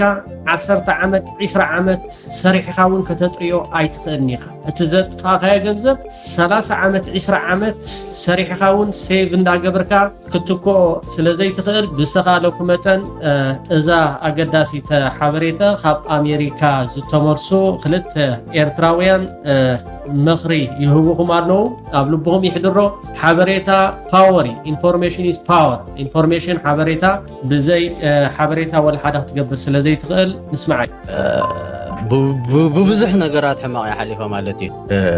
كأوجلو أنشلا بلغة إلا كانت رأوهينه I don't know نا أوروبا حنك أصل زلمة بدنا شو عجزة أمريكا من قصة سماي كويني سمعني لك أوروبا هم زي مثل كاز حلون ترأوهينهم كم زين كبا خبوخان ترأوهينهم دا أمريكان تاي قبرخا زبل حساب نيرنا مالتي عم تنشد شوار حني تأثيره أب بومبانو بيش نيره أب على ميامي أب أورلاندو نيره أب زيه بس إحمالتي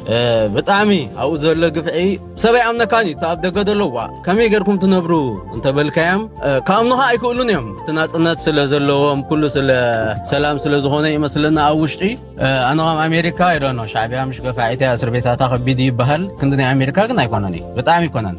سوم دا اسرخات سنسلسي ايماجين تين باسات ريانيخا باس اسير كاخت كيدن كلخا نفس وكف سب ناتريتلو بملو بريتو بحصين تعطوي ابروسيو خان غوسيسكا ياخت كي زي تخل سنسلت نسوم دا اسرخا اسيركا زي كونكا مخاتسن كبيدكا خام مخاتس اب كبدخان تدالغي بملكاسوس كمي غوركا غوسيسكا ياخت هادمني اي كالني لك اخم زناي بريزن بريك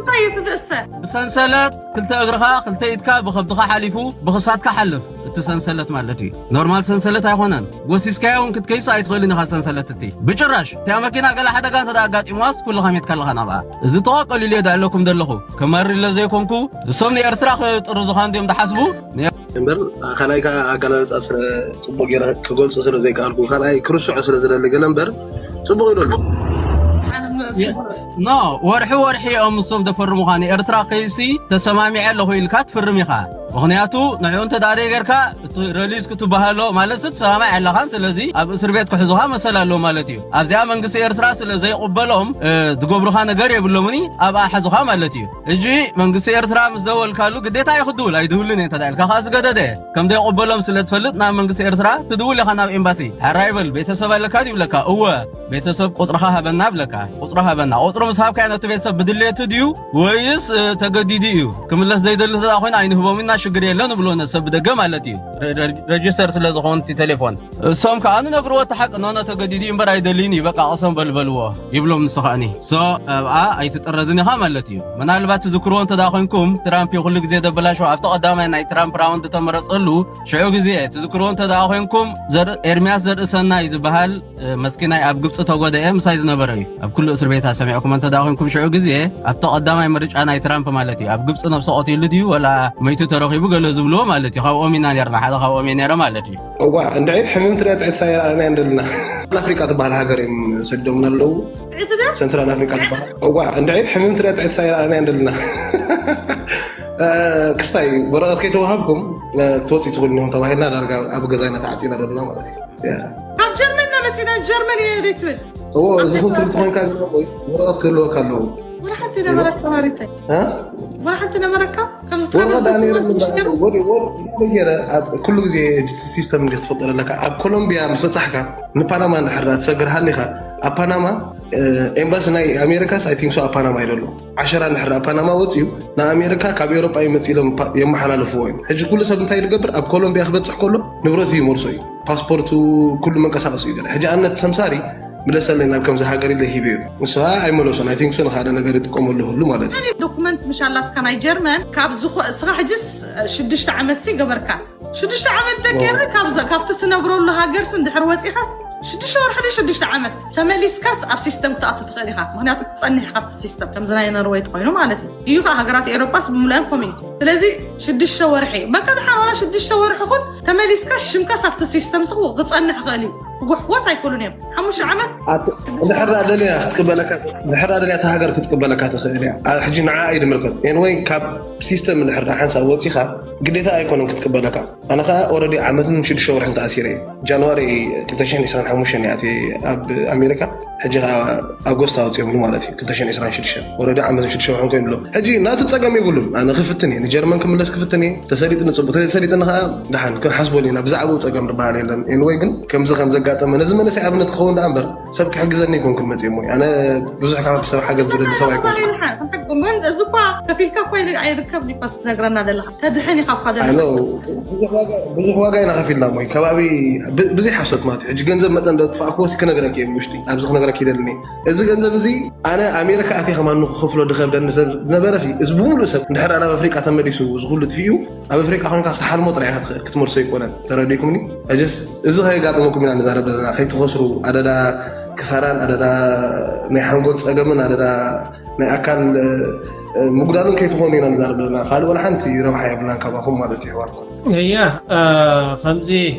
زم حوات كزاربو تصنحو ازي اقداس مخريم زمخروهم زلو نحنا ون اب كندا بامريكا ننبرون صبو غيرنا اتهيوس لنفولطو تاثيرهم ተሓደ ናብ ኣፍሪካ ተመሊሱ ተሓደ ከዓ ከምኡ ከምዚ ትርእይዎ ክሰምዖ ፀናሕኩም ኣበይ ከም ዘሎ እኳ ብትክክል እቲ ቦታ ተዘይገለፆ ንክልተ ዓመት ዓመተ 6 ወርሕን ተኣሲሮም እሞ ከዓ ገንዘብ ዘጥፋእናዮ ልዕሊ 10,000 $20,000 እዮም ኣጥፊኦም ንኣሜሪካ ንክኣቱ ማለት ክንዲዚ ገንዘብ ኣጥፊእካ ከዓ ምምላስ ከም ዘሎ ኣደዳ እስር ቤት ብጣዕሚ እስር ቤት ኣዝዩ ሕማቅ እስር ቤት ምዃኑ ብቀሊሉ እውን ወረቀት ሎም ክትረክብ ከም ዘይትኽእል ብሕልፍቶም ኣብ ኤውሮጳ ዘለኹም ብስተኻለኩም መጠን ኤውሮጳ ይሓይሽ ኮኒ ካብ በዓል ካናዳ ካብ በዓል ኣሜሪካ እያ እዚኣ ክመክረኩም ዝደሊ صباح نقول زخنا من إسي ناب أمريكا بلاتين أمريكا جيرو ناب أمريكا نخاطو أشحات جنزبكم أيتدفو تتحس كون عددا أسربيتن عددا شنكتن عددا حماق نجاراتن سلز زخون هب كم زعينة نخم مهاري لينا أبنا حبنا راو ميديا مزينا نمن إسي ننجر زلنا ينزلو زلو بتعمي دس دبلو أبنا توين من إسياتيو نفع سوني تقدي جمالتني أرترا مهان مسابي ما مترشا أنا جن باسبورتي أدالي نيريت أنا مترشا وسانو مسوسنو أبتسعمن ቦታ ንኸኸይድ ማለት እዩ ኣብ መጠረሻ ሽዑኡ ሰሊጦም ንፈረንሳ ኣብ ኤምባሲ ፈረንሳ ሒዞም ንኸይዶም ኩሉ ኣሳሊጦም ለይ ማለት እዩ ኣነ ክምለስ ኣብ መጠረሻ ጸሎት የገብር ነይረ ቃለይ ከይሰብር ኢለ ጥራሕ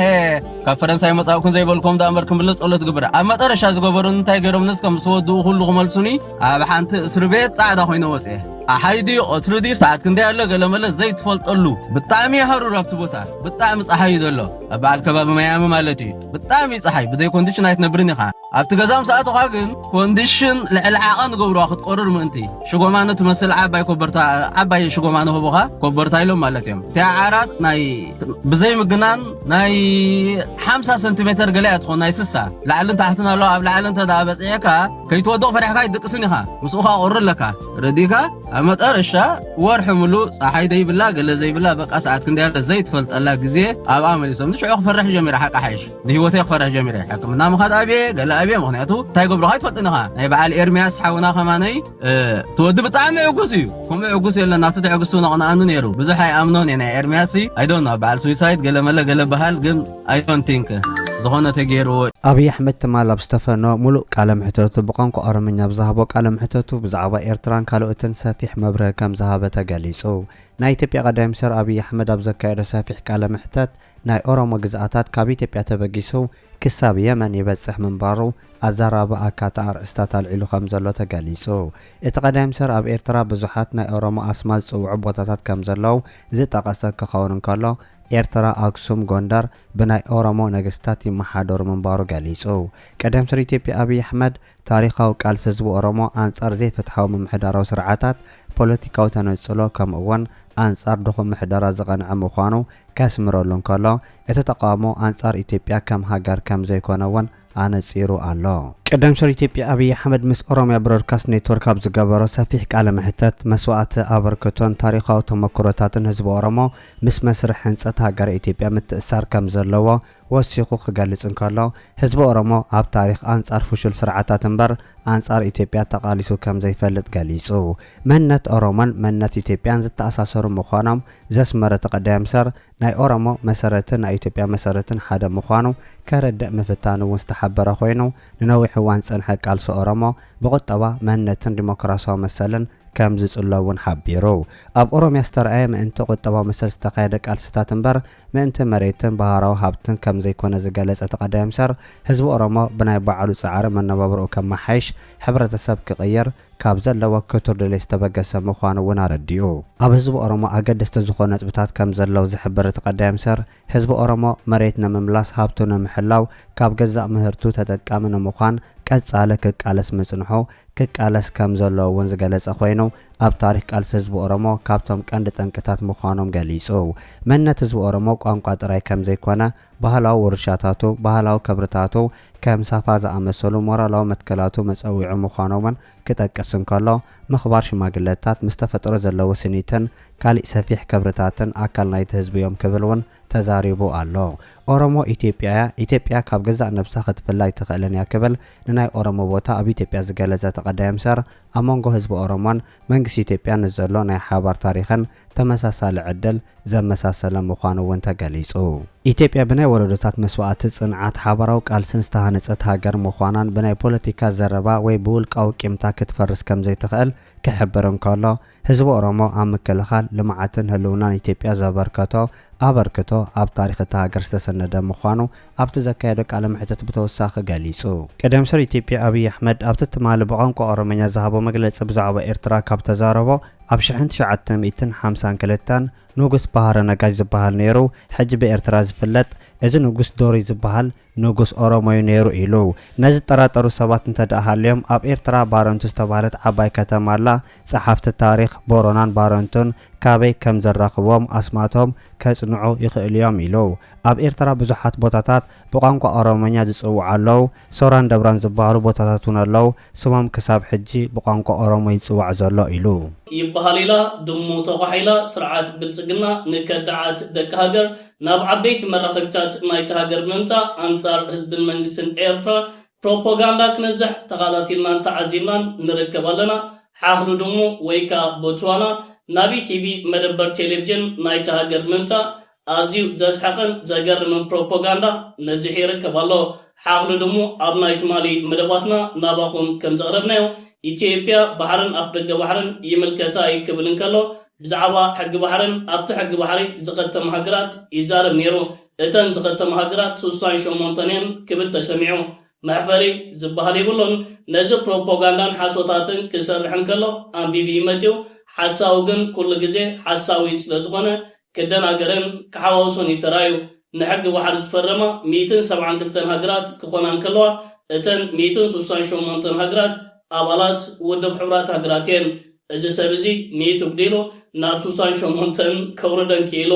ኣዝዩ ዝገርም ጉዳዩ ቅድሚ ሕጂ እውን መራክብ ናይ ሩስያ ኣብ ወደብ ባፅዕ ምስ ተፀግዓ ናብ ቦትስዋናያን ዘቕንዓ ነይረን ክብል ዘገርም ሓበሬታ ሂብ ነይሩ ቦትስዋና ከም ሃገር ባሕርን ኣፍ ደገ ባሕርን ዘይብላ ዕጡቲ ሃገር እያ ናይዚ ሰብ እዚ ድንቁረና መዐቀንን መስፈረን ዝበሃል ይብሎን ብልጽግና ንከምዚኦም ዓይነት ዕሱባት ደቂ ሃገር ብመራኸቢታቱ ናይ ምዕራባዊ ዓለም ሎቢስትን ጋዜጠኛታትን ኣሰሊፉ ኣንጻር ጽምዶ ፕሮፓጋንዳ ይነዝሕ ኣሎ ኣብ ጽምዶ ዝርከብ ዘሎ መራኸቢታት ውልቀ ሰባት ጸለውት ሰባት ምስ ስርዓት ብልጽግና ዘካይዱ ዘሎ ፕሮፓጋንዳ መዳርግቲ ዝበሃል ይብሎን ኣባላት ጽምዶ ብኩሉ መዳይ ንስርዓት ብልጽግና ትሕቲ መሬት ኣስፊሮሞ ይርከቦ ነዚ ብከዳዕ ደቂ ሃገር ትማሊ ዝተገብረ ፕሮፓጋንዳ ብወገን ክልል ትግራይ ኣገዳሲ ምላሽ ተዋሂቡ ይርከብ ኣሎ እዘን ክልተ ዓፀርቲ ቪድዮታት ናባኹም ከብሎኒ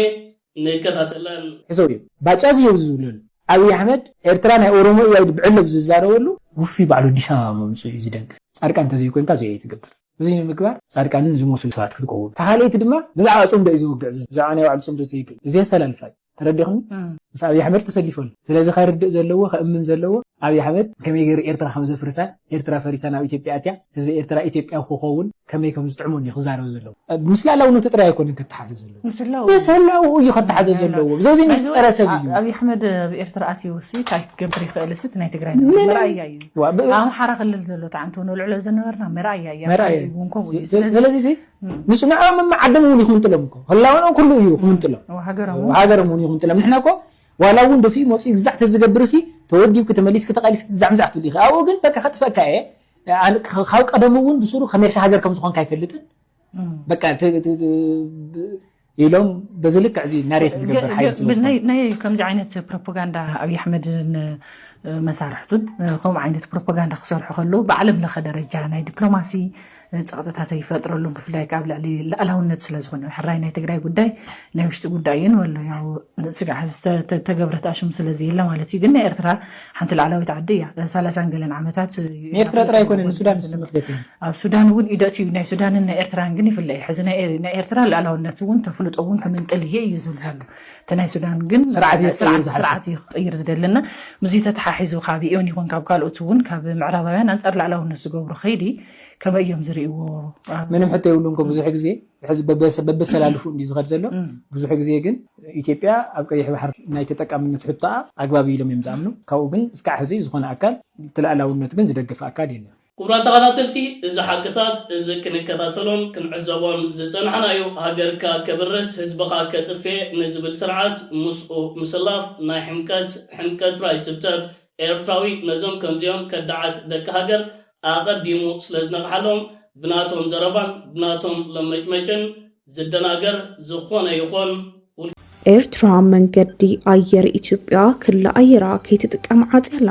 ኤርትራ ሱዳን ምስ መንግስት ብልጽግና ኢትዮጵያ ድሕር ዝተፈጠረ ከቢድ ምትፍናን ከምኡውን ኣብ ግንባር ሸረሪና ድሕር ዝተፈጸመ ተጻብኦታትም ንመንገዲ አየር ኢትዮጵያ ክልል አየራ ከይትጥቀም ከም ዝዓፀወት ተፈሊጡ ዘሎ እቲ ብመንገዲ ኣፈኛ ህግደፍ ዝወፅሓ እንደበታዊ ሓበሬታ ብሰዓታት ፍርቂ ለይቲ ዝተዘርግሐ እንትኸውን ኤርትራን ሱዳን ክልል አየር ንመንገዲ አየር ኢትዮጵያ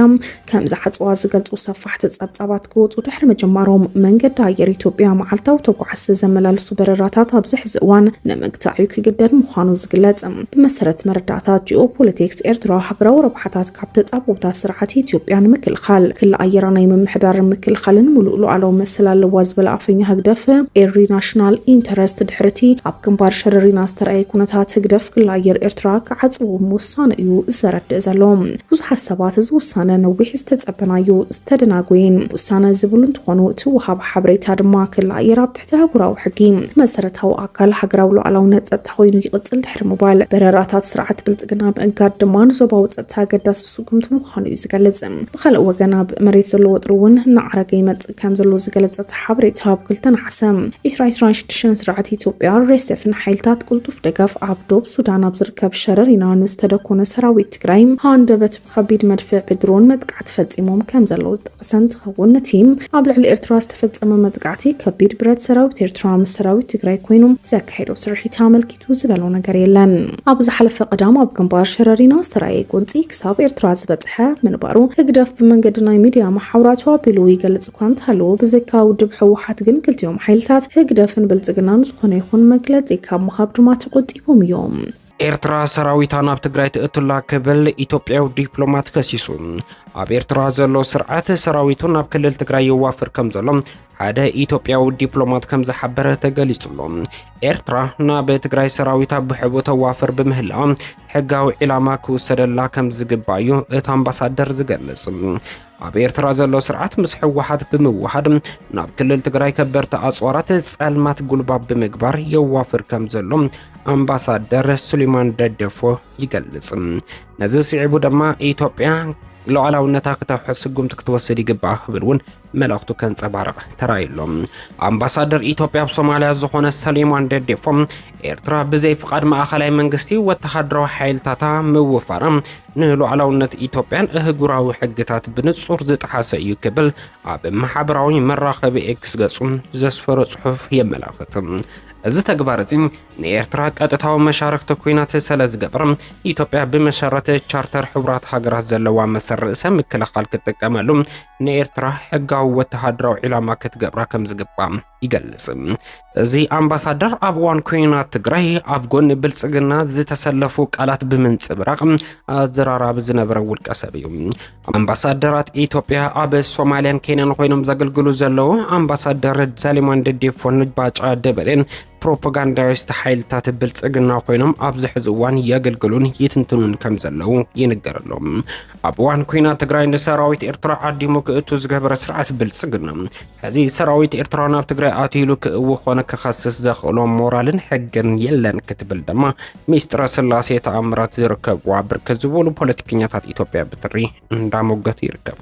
ፕሮፓጋንዳን ሓይልታት ስርዓት ብልጽግና ንሰሙናት ክዳለውሉ ጸንሑ ድራማ ከምዛ ምስሊ ትሪእዎ ዘለኹም መንኣሰይ ተጋሩ ማሪኽና ክብሉ እንዳፈከሩ ይርከቡ ብፍላይ ግንባር ሸረሪና ብዝተገበረ ኩናት ነቶም ምስሊ ትሪእዎም ዘለኹም መንኣሰይ ማሪኽና እዮም ክብሉ እዮም ሎም መዓልቲ ክጭደዶ ኣርፊዶም ዘለዉ እዚ ምስሊ እዚ መዓዝን ኣበይን ከም ዝተለቐቐ ኣብ ጎግል ምስ ትፍትሽዎ ድማ ኣብ 2021 ብኣቆጻጽራ ምዕራባውያን መለሻታት ኢትዮጵያ ተማሪኾም ዘርኢ ምስሊ ምዃኑ ዘረጋግጽ ጭቡጥ መረዳእታ ክትረኽቡ ኢኹም ስርዓት ብልጽግና ኣብ ግንባር ሸረሪና ንዝፍጽሙ ወተሃደራዊ ስጉምቲ ብዓወት ከም ዝዛዝሙ ኣሚኑ ኣብ ከተማ ሕሞራ ዩቱበራት ሓዊሱ ብርክት ዝበሉ ሚድያታት ኣኻኺቡ ዓወተይ ክትዝግቡሉ ኢኹም ኢሉ ዋላ እኳ ዋፊሩን ተጸንሐ ግንባር ሸረሪና ግን ብጀግና ሰራዊት ምክልኻል ትግራይ መልክዑ ቅይር ብምኽኣሉ ንኻሊእ ድራማ ክሳናዳ ዝጸንሐ ስርዓት ብልጽግና ዓመታት ዝጸንሐ ምስሊ ብምውጻእ ማሪኽናዮም ክብል ክፍክር ተራእዩሎም ስርዓት ብልጽግና ብግልጺ ሓቅን ዓወትን እንተሃልይዎ ኣብ ምዕራብ ትግራይ ዓጺዎ ዘሎ ግልጋሎት ኢንተርኔት ይኽፈቶም ስርዓት ብልጽግና ጽምዶ ፈጢርዎ ብዘሎ ዓቕሚ ኣብ ከቢድ ሸቕሎት ድንጋጸ ከም ዝጠሓለ ዘመላኽቱ ተርእዮታት ሕዝውን ተጠናኺሮም ቀጺሎም ይርከቡ። እቲ ስርዓት ኣብ መፈለምታ ስልጣን ዘመኑ ስልጣኑ ንምድልዳል ኦሮማራ ዝተብሃለ ውዳበ ፈጢሩ ተጋሩ ነጺሉ ዘጥቅዕሉ ሓደገኛ ምንቅስቓስ ዳግም ንምጽጋን ኣብ ምስራሕ ይርከብ። ትግራይ ተዳኺማ እያ ተበታቲና እያ ዓቕሚ ኣልቦ ኮይና እያ ብምባል ህዝቢ ኣምሓራ ጠሊሙ ታሪካዊ ግፍዒ ኣብ ልዕሊ ህዝቢ ኣምሓራ ዝፈጸመ ስርዓት ብልጽግና ኣብ መንጎ ህዝብታት ኣምሓራን ትግራይን ቂም ስለ ዝዘርአኹ ድሕር ሕዚ ሰሜናውያን ኣንጻሪ ጥምረት ፈጢሮም ክልዓልዋ ይኽእልን ብዝብል ቅዋም ኣብ ልዕሊ ህዝብታት ኣምሓራን ትግራይን ዝተፈላለዩ ግፍዕታት ክፍጽም ጸኒሑ እዩ። ድሕሪ ስምምዕነት ፕሪቶርያ ኣብ ልዕሊ ህዝቢ ኣምሓራ ዝተጀመረ ወተሃደራዊ ወፍሪ ሕወሓት ክጽምበር ጻውዒት ዘቕረበ ስርዓት ብልጽግና ካብ ሕወሓት ዝተወሃበ ምላሽ ግን ስርዓት ብልጽግና ድሕሪ ዓመታት ስልጣኑ ኣብ ሓደጋ ክወድቕ ኽኢልዎ እዩ። መሪሕ ውድብ ሕወሓት ደጊም ምስ ህዝቢ ኣምሓራ ናብ ካሊእ ደምነት ዝኣትወሉ ምንም ዓይነት ምኽንያት የለን ዝብል ቅዋም ምንጽብራቑ ስዒቡ ድሕሪ ዓመታት ኣብ መንጎ ህዝብታት ኣምሓራን ትግራይን ንኢትዮጵያ ሓዊሱ ንመላእ ቀርኒ ኣፍሪካ ቀልቢ ዝሰሓበ ጥንኩር ጽምዶን ጥምረትን ፈጢሮም ቀልቀል በሉ። እዚ ዜና እዚ ኣብ 4 ኪሎ ከቢድ ድንጋጽን ሻቕሎትን ካብ ምፍጣር ዘርእሉ ህልውኑ ኣብ ሓደጋ ምውዳቑ ዝተረድአ መሪሕነት ብልጽግና ኣብ መንጎ ህዝብታት ኣምሓራን ትግራይን ካሊእ ቂም ንምዝራብ ታሪክ እንዳዛብዐ ዝተፈላለዩ ቃላት ከንጸባርቕ ዋላ እኳ እንተመኮረ እዞም ክልተ ህዝብታት ኣብ ትሕቲ መሪሕነት ብልጽግና ዝበጽሖም በደላት ግልጽ ስለ ዝነበረ ንምንቅስቓስ ስርዓት ብልጽግና ኣብ ምፍሻል ግዜ ወሰደሎምን ነዚ ስዒቡ ስርዓት ብልጽግና ህዝብታት ኣምሓራ ትግራይን ኣብ ምጽላእ ብዙሕ ዋላ እኳ እንተዘይሰመረሎም ኦሮማራ ንምጽጋን ግን ሓድሽ ወፍሪ ጀሚሩሎም። ኣብ ኣሚኮም ቀሪቡ ህዝብን ህዝቢ ከጻልእ ዝፈተነ ስርዓት ብልጽግና ሕዚ ድማ ኣብ ሚድያታት ኦሮሞ ቅልቅል ብምባል ኦሮማራ ክጽግን ጻዕርታት ክገብር ተራእዩሎም። ኣብዚ ጻዕር እዚ ዕላማ ድማ እቶም ክልተ ትግርኛ ተዛረብቲ ሓይልታት ማለት እውን ተጋሩን ኤርትራውያንን ብኦሮማራ ንምውቃዕ ዝዓለመ ሓደገኛ ቃላት ዝተንጸባረቐሉ ናይ ኦሮምኛ ቃለ ምሕተት ነይሩ። እዚኦም ግን ሕዚ እውን ክሰምሮ ኣይከኣሉን። ቅዋም ኣምሓራ ንጹር እዩ። ሃለዋትን ድሕንነተይን ውሕዝ ዝኸውን ኣብ መቃብር ብልጽግና ከም ዝኾነ ብወገን ሓይልታት ፋኖ ንጹር ኮይኑ ይርከብ። ናይ ፋኖ ቅዋም ክግልበጥ ዘይኽእል ምዃኑ ዝተረድአ መሪሕነት ብልጽግና ህዝቢ ኣምሓራ ኣብ ጎኑ ኣሰሊፉ ፋኖ ናይ ምንጻል ምንቅስቓስ ጀሚሩሎ። እዚ እውን ናይ ምስማር ዕድሉ ጸቢብ እዩ። ምክንያቱ ህዝቢ ኣምሓራ ኣብ ዝሓለፉ 3 ዓመታት ብስርዓት ብልጽግና ዝበጽሖ ኩለ መዳያዊ ዕንወትን በደልን ንኹሉ ግልጽ ኮይኑ ጸኒሑ እዩ። እዚ መሰረት ድማ ህዝቢ ኣምሓራ ንዓመታት ዝሰኣኖ ፍትሒ ውሕስ ንምግባር ኣብ ጎኒ ፋኖ ኣብ ጎኒ ጽምዶ ካብ ምስላፍ ወጻኢ ካልእ ኣማራፂ የብሉን። ነዚ መሰረት ዝገበረ ድልውነት ህዝቢ ኣምሓራ ድማ ብግልፂ ተንጸባሪቑሎም። ብሓፈሻ ካብ ኣስመራ ጀሚሩ ብመቐለ ባህር ዳር ዝተዘርግሐ ጽምዶ ናብ 4 ኪሎ ንዝገብሮ ጉዕዞ ኣብ ወሳኒ ምዕራፍ ከም ዝበጽሐ ንጹር ዝኾነሉ እዋን